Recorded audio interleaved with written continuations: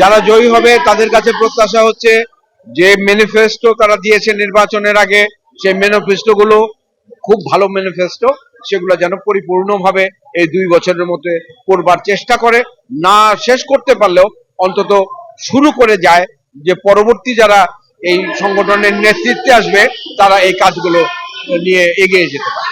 আপনি অভিনয় শিল্পী সমিতির সভাপতি ছিলেন, নির্বাচিত, আপনার সময় তো অনেক উন্নয়ন হয়েছে।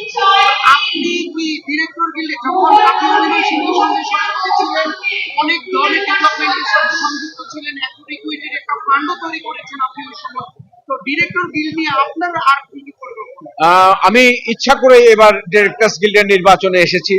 আমি অ্যাক্টর্স ইকুইটিতে সভাপতি পদে কাজ করেছিলাম এবং সেখানে আমি সফলভাবে আমার কার্য সময় অতিক্রম করেছিলাম। আমি আমার যে অভিজ্ঞতা, সেই অভিজ্ঞতার আলোকে ডিরেক্টরস গিল্ডকে নতুন করে আমি সাজাতে চাই এবং সেক্ষেত্রে আমার অ্যাক্টর হিসেবে বা ডিরেক্টর হিসেবে বাংলাদেশে কোনো কিছু অপ্রাপ্তি নাই, সবকিছু আমি পেয়েছি। এখন আমার হচ্ছে দেওয়ার সময়।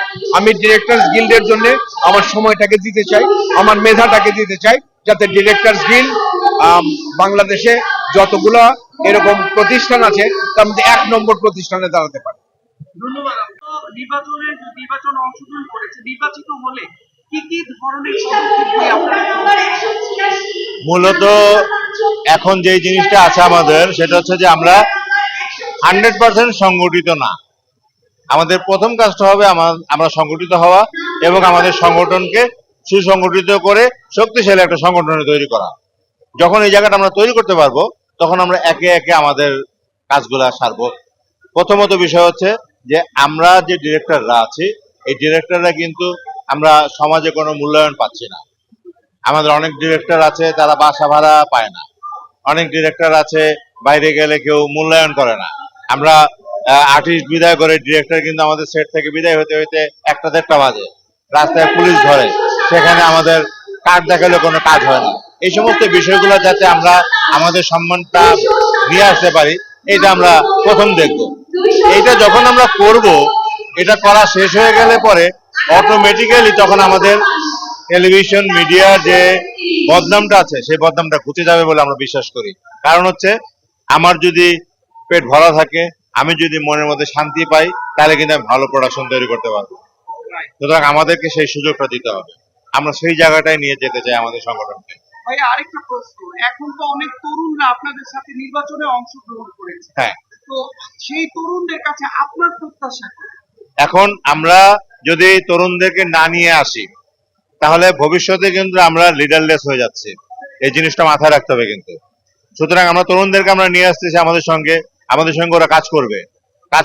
কাজ করতে করতে একটা পর্যায়ে তারা আসবে এবং আমরা আশা করি যে তরুণরা আমাদের মতন, আমরা যারা সিনিয়ররা মন দিয়ে এবং কি বলে আন্তরিকভাবে আমরা সংগঠনের জন্য কাজ করতাম, আমাদের তরুণরা সেইভাবে যদি আমাদের সঙ্গে কাজ করে, তাহলে আমাদের যথেষ্ট, আর কিছু লাগবে না। Thank you. বাণীর মতন যে আমরা 21 কিন্তু জিতবো সবাই। আসলে যে কোনো সংগঠনের কর্ণধার যে কয়জন থাকে, তারাই তো একটা সংগঠন না, তারা সংগঠনটাকে সংগঠিত করে। এই যে সকলকে মিলে এক জায়গায় এনে প্রথমেই তারা ডিক্লেয়ার করে দিয়েছে আমরা জিতবো সবাই। আমি এটাকে বিশ্বাস করি এবং আমি মনে করি যে যারাই জিতুক, যেভাবেই জিতুক, প্রত্যেকটা মানুষ একটা এই বাংলাদেশের এখন মানসিক অবস্থা এবং সার্বিক অবস্থা যেরকম, সেখানে দাঁড়িয়ে আমাদের শিল্পাঙ্গনটাকে সংগঠিত করবে, এটাই আমার প্রত্যাশা। ধন্যবাদ।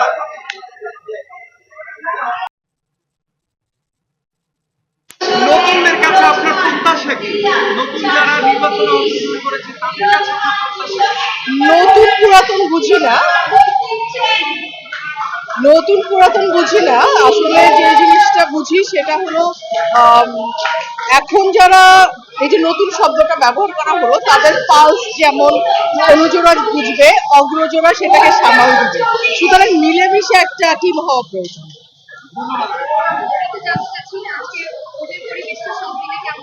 খুবই সুন্দর, এই যে সবাই কি সুন্দর আনন্দ নিয়ে কাজ করছে, আনন্দ নিয়ে সবাই আছে একসাথে, হাততালি দিচ্ছে, ফুর্তি করছে, তো এইটাই হলো বড় কথা। এখন কোন সুন্দর। তাদের কাছে প্রত্যাশা একটাই যে সংগঠনটাকে গতিশীল করতে হবে। সংগঠনটা প্রায় স্থবির হয়ে গেছে, কারণ আমাদের কোভিড, বিভিন্ন ধরনের প্রবলেম, সবকিছু মিলিয়ে আসলে আমাদের ডিরেক্টরটা তো দোকান আছে, ডিরেক্টরটা তো ক্যাপ্টেন, তো ক্যাপ্টেনরা ঠিক থাকলে অলওয়েজ জাহাজ সুন্দরভাবে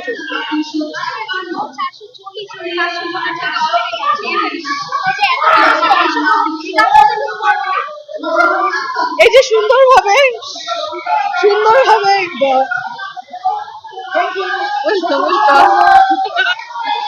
এই যে সুন্দরভাবে ভোটটা হচ্ছে, এটাই বড় কথা।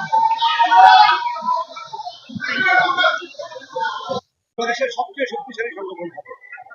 তো সেই জায়গা থেকে আমি তো অবশ্যই প্রত্যাশা করি আগামী কমিটি এমন ভাবে কাজ করবে এবং director of the captain of the ship. তো সেই জায়গা থেকে আমি বিশ্বাস করি বা আমার অভিজ্ঞতা বলে হাইয়েস্ট পেইন লোয়েস্ট পেইড ডিরেক্টররা, এবং সেই জায়গা থেকে উত্তরণের পথ এবং আমাদের সমস্যাগুলো অনেক পুরনো, যেগুলো অনেক বছর ধরে আমরা কথা বলছি কিন্তু সমাধান হচ্ছে না। তো আশা করি যে আমাদের সেই জায়গা থেকে আগামী কমিটি ডিরেক্টরস গিল্ডকে এতই শক্তিশালী একটি সংগঠন করবে যেন পুরো ইন্ডাস্ট্রিকে তারা লিড করতে পারে।